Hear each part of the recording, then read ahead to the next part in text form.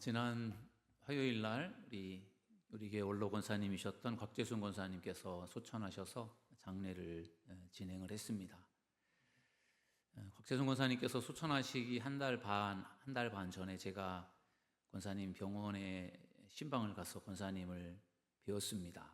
권사님께서 여러 가지 많은 말씀들을 저한테 들려주셨는데 제가 그 말씀의 요지를 두 가지로 여러분들께서 좀 다시 한번 소개를 하고 싶은데요. 곽재순 권사님께서 목사님 저에게 소원이 있어요. 그 소원은 교회 가서 한 번만 예배하고 싶어요. 그 얘기를 하셨어요. 정말 교회를 가고 싶다. 교회 가서 한 번만이라도 예배하고 싶다.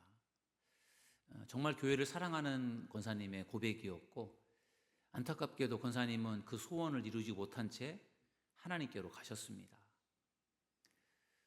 정말 교회 한 번만이라도 가고 싶은 그 권사님의 마음처럼 우리 안에도 내가 정말 교회 가서 예배하고 싶은 그러한 마음, 교회를 사랑하는 마음이 여러분 안에도 충만하기를 주님의 이름으로 축원합니다. 두 번째 권사님께서 하신 얘기는 이런 거였어요. 목사님, 이제 제가 갈 곳은 하나님밖에 없어요. 저는 이제 하나님밖에 갈 데가 없어요. 하나님께로 가는 것밖에는 방법이 없어요. 이제 권사님이 아프셔가지고 집에서 사시다가 2달 전에 도저히 집에서는 어렵겠다 생각이 되어서 요양원으로 가셨단 말이에요.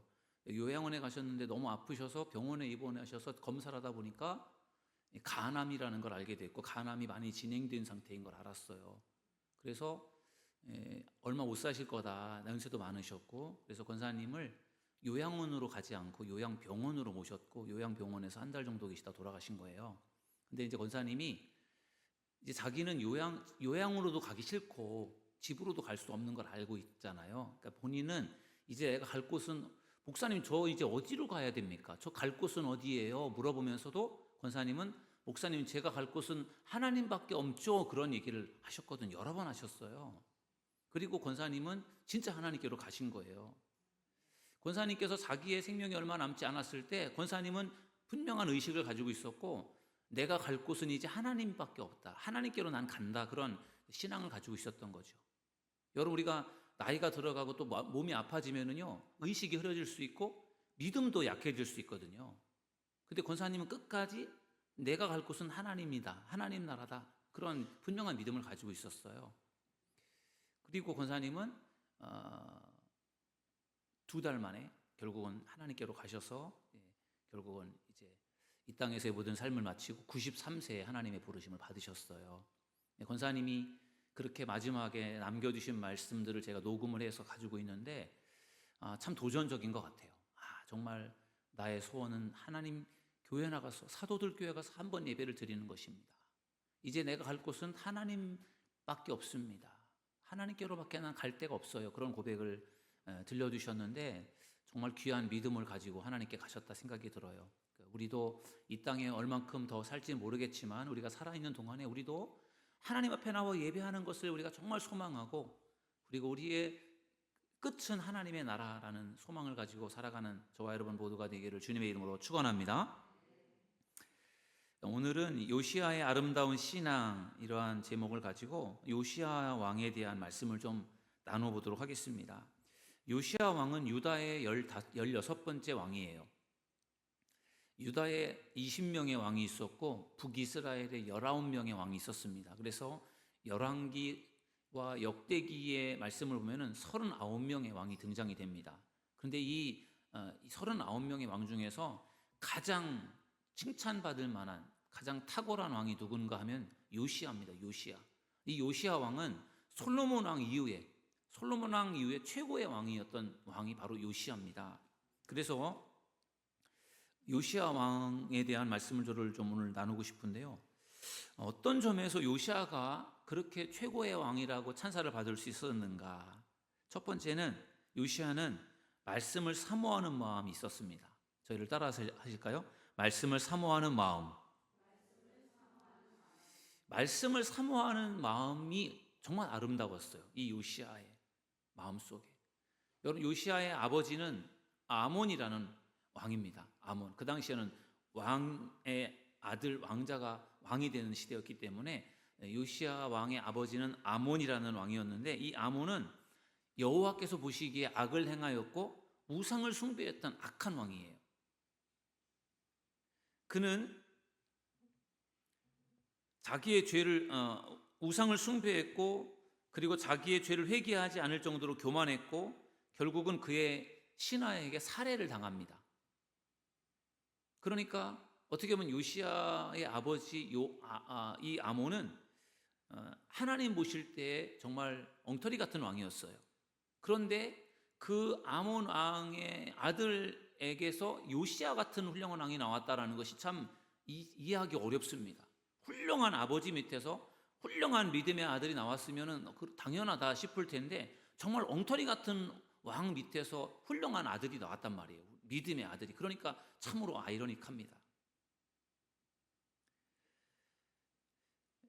요시야는 8살에 왕이 됩니다. 아버지가 살해당했기 때문에 나이가 8살밖에 되지 않았지만 8살에 유다의 왕이 됩니다. 여러분, 8살짜리가 무슨 왕의 역할을 하겠습니까? 왕이 되었지만 무슨 리더십을 발휘할 수 있겠습니까?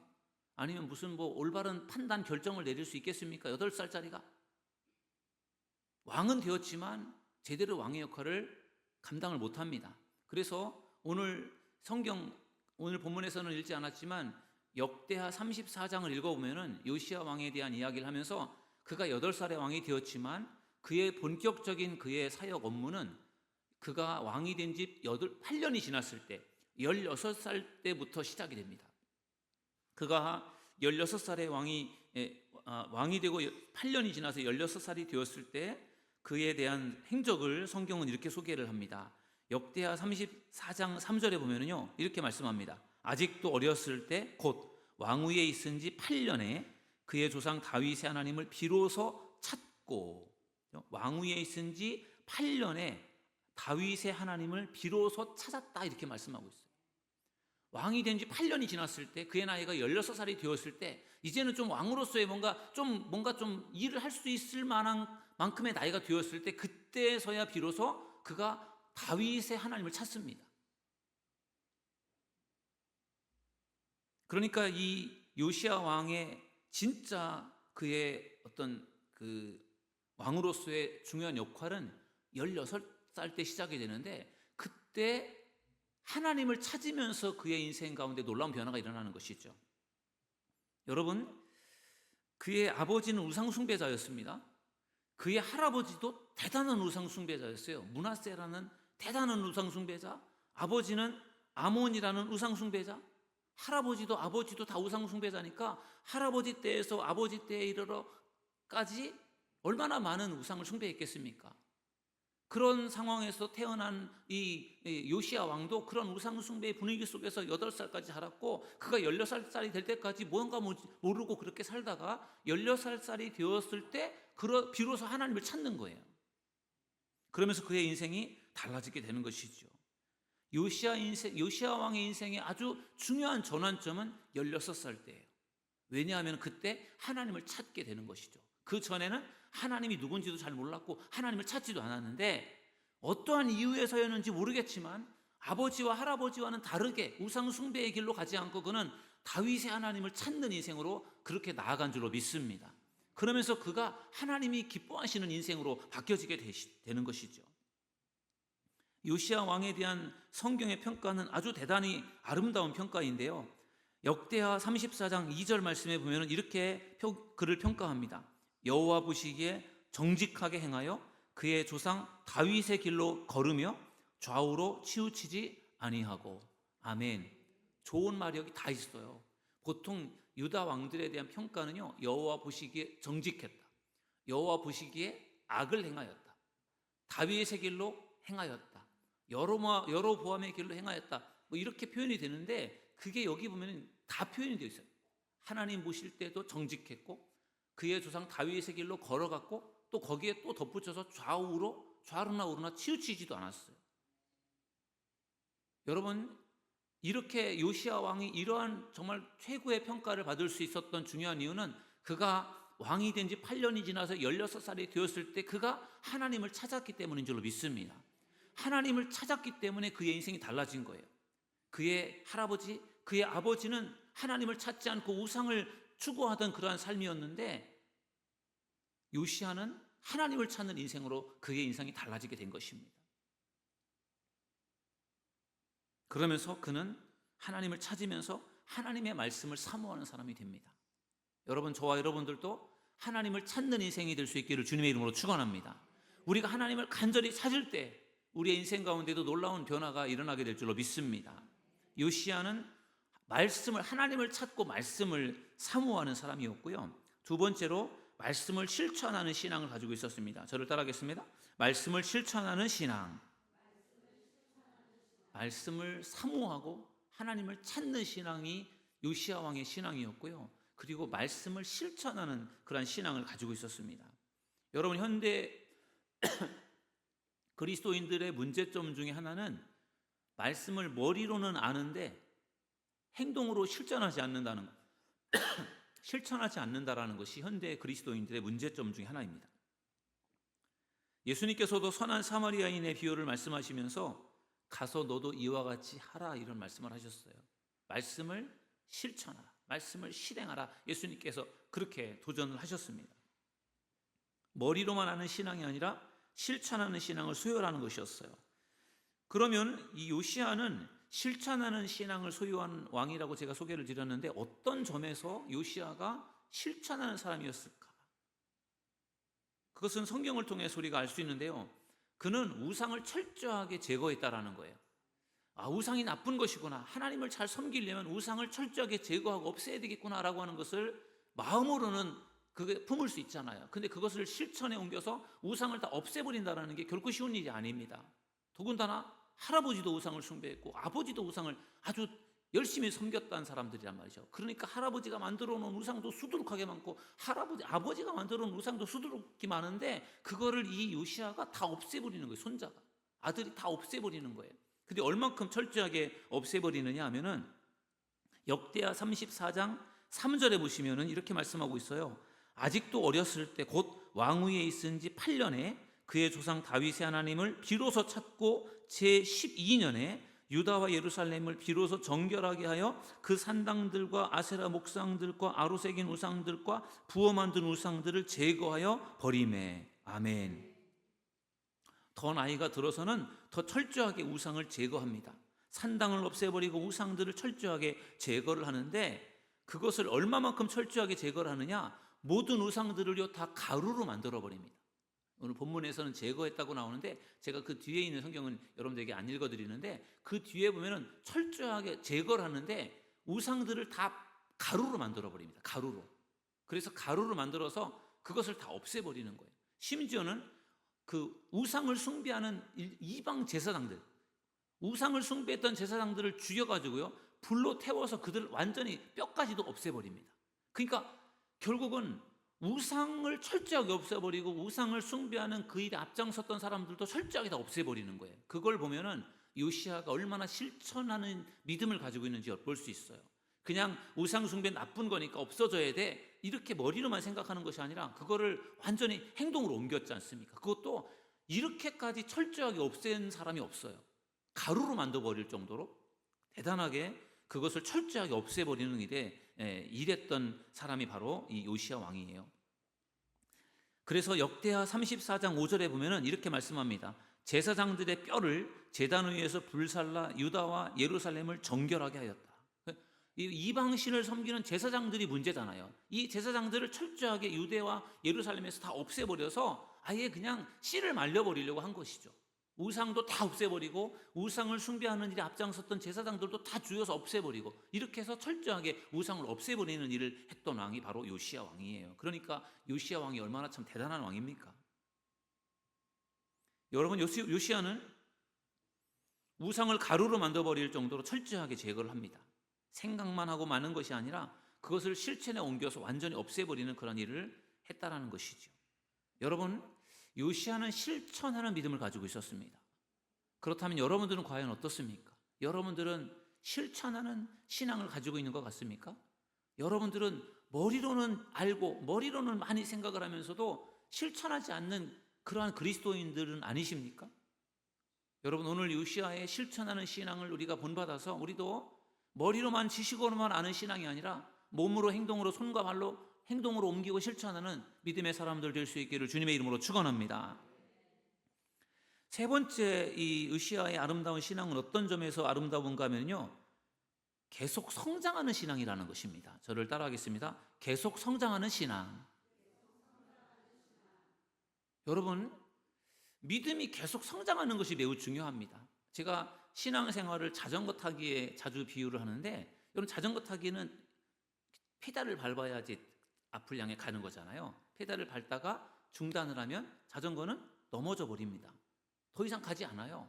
그러면 다시 이렇게 세워서 다시 페달을 밟으면 갈 수 있지만 그때 이미 계속 페달을 밟고 있는 사람들은 저 앞에 가고 있단 말이에요. 내가 페달을 멈추어서 쓰러져서 다시 일어나서 가는 동안에 앞에 가고 있었던 사람들은 저 멀리 가고 있기 때문에 그 사람들 따라가기가 힘들어요. 그러니까 힘들어도 천천히라도 꾸준하게 페달을 밟아야 자전거가 앞을 향해 가는 것입니다. 우리 신앙생활도 그렇습니다. 끊임없이 페달을 밟아야 우리의 신앙이 계속해서 앞을 향해 갈 수 있고 성장이 되는 것이지, 페달을 밟지 않는 순간 결국 우리는 넘어질 수밖에 없습니다. 그럼 신앙생활하다가 시험에 들어서 쓰러지는 사람들 간혹 있지 않습니까? 누구든지 시험이 올 수 있고 누구든지 시험 들면 힘들고 시험 때문에 쓰러질 수 있고 넘어질 수 있어요. 근데 그게 반복이 되면은 믿음이 성장이 되지 않아요. 시험이 왔을 때 시험을 이겨내면은 그 위기를 이겨내면서 믿음이 성장이 되거든요. 근데 시험이 왔을 때 넘어져 버리면은 다시 일어나서 또 가려면 힘들어요. 그리고 이만큼까지 내 수준이 신앙의 예를 들어서 70% 80% 수준까지 내가 유지를 하고 있었는데 여기서 쓰러져서 시험에서 넘어지면은 한 30% 40%로 뚝 떨어진단 말이에요. 여기서 다시 끌어올리려면 또 힘들단 말이죠.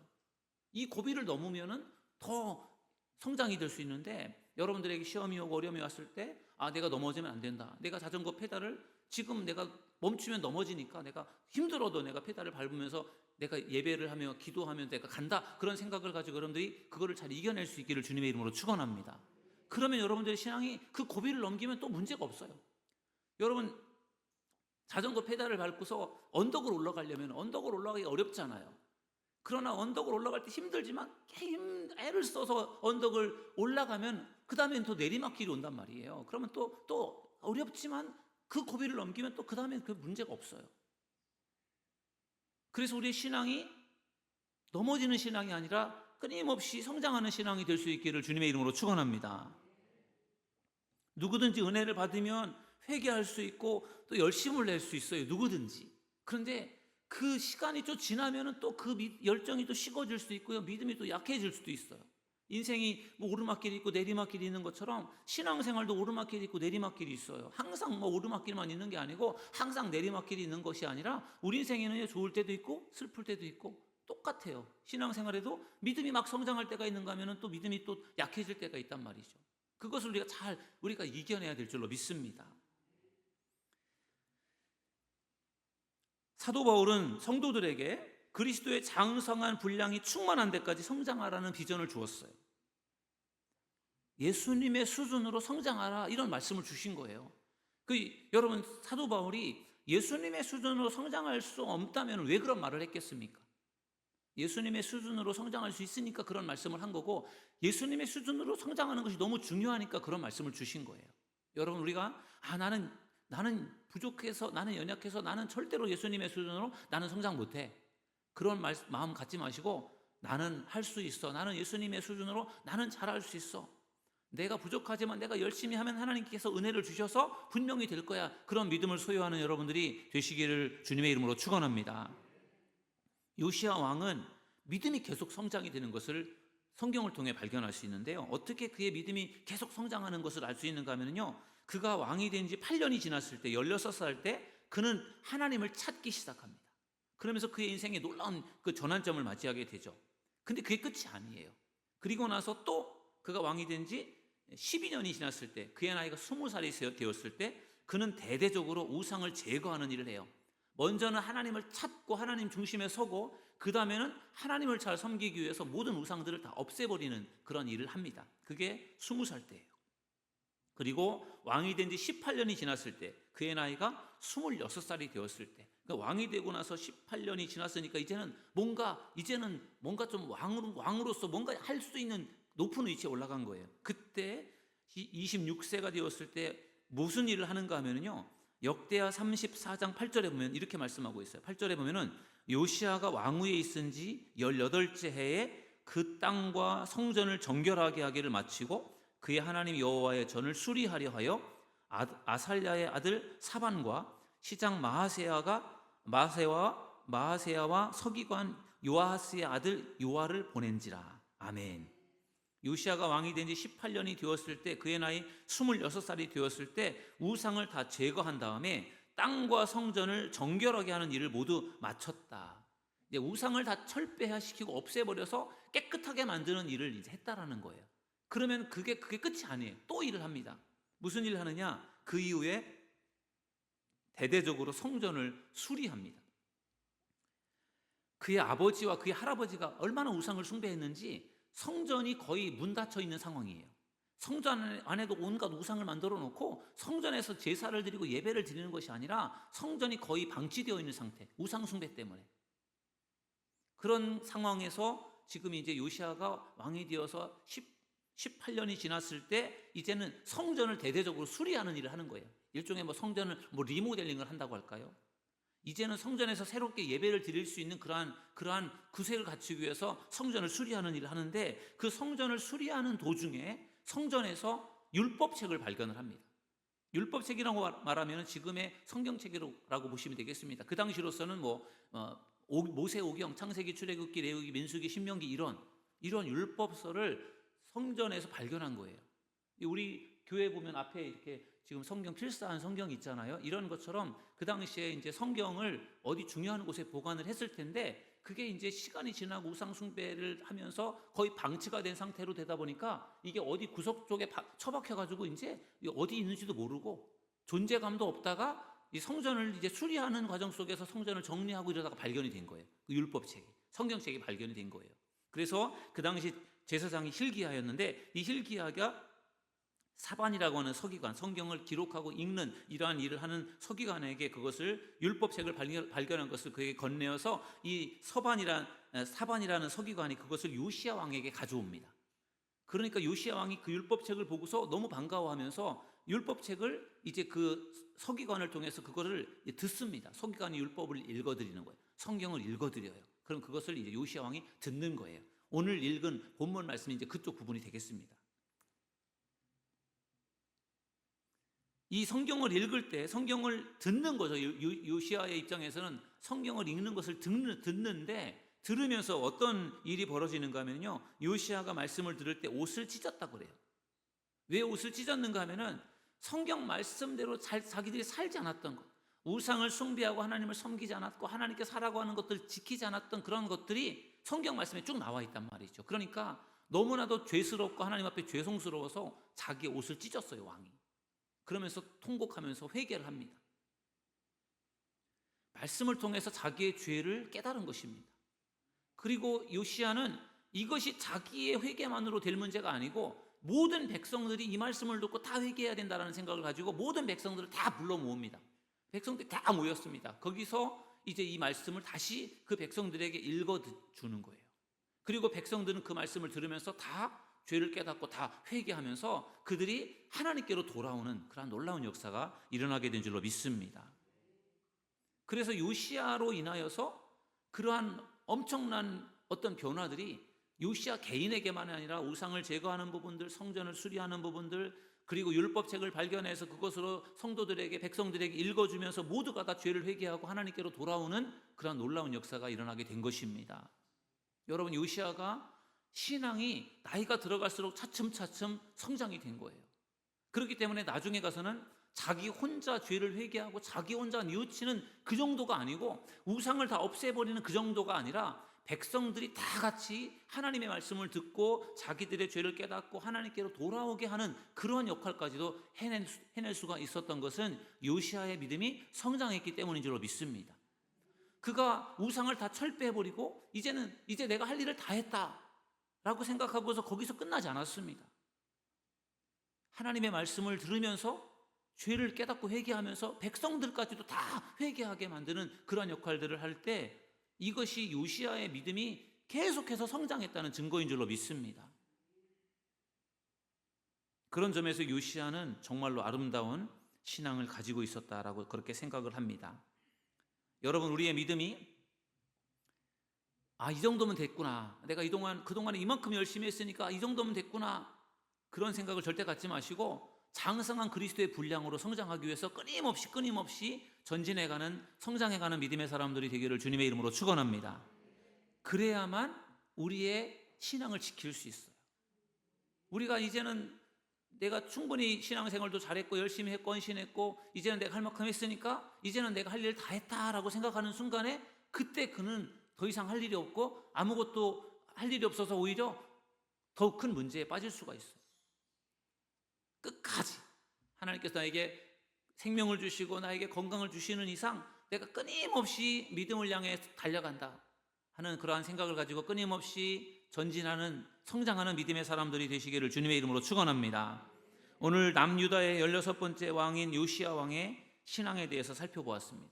말씀을 정말 사모하는, 하나님을 찾는 왕이었고, 그리고 말씀을 실천하려는 그러한 신앙을 가지고 있었고요, 믿음이 계속 성장했던 사람이에요. 그런 점에서 요시야는 하나님이 보시기에 그는 정직했고, 그리고 다윗의 길로 행했고 좌로나 우로나 치우치지 않았다는 그런 평가를 받았던 것입니다.